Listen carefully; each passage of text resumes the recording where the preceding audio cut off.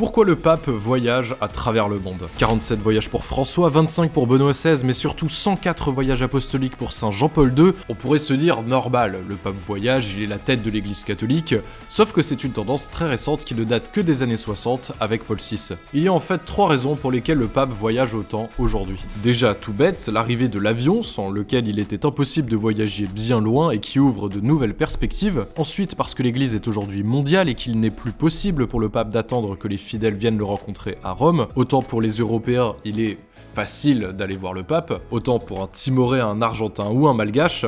Il y a donc un aspect pastoral primordial aujourd'hui dans les voyages apostoliques. Enfin, le pape redevient ainsi un personnage missionnaire car ses voyages, comme le premier de Léon XIV à partir de jeudi que l'on suivra sur Aletheia, ne sont pas que des visites des églises locales. Ils ont un rôle diplomatique pour le pape et donc l'église pour porter l'évangile toujours plus loin. Et comment le pape choisit ses destinations? Chaque pape a ses préférences. Par exemple, François est connu pour avoir énormément privilégié les pays qui n'avaient pas reçu de visite pontificale, des pays normalement marginaux pour l'église ou pour le monde. En tout cas, comme il est chef d'État, la règle à retenir est qu'il ne peut pas débarquer comme ça dans un autre pays, il doit être officiellement invité et donc l'est souvent pour une occasion particulière, comme les 1700 ans du concile de Nicée pour le premier voyage de Léon XIV en Turquie. Alors selon vous, quel pays va visiter le Saint-Père durant son pontificat? Dites-le nous en commentaire.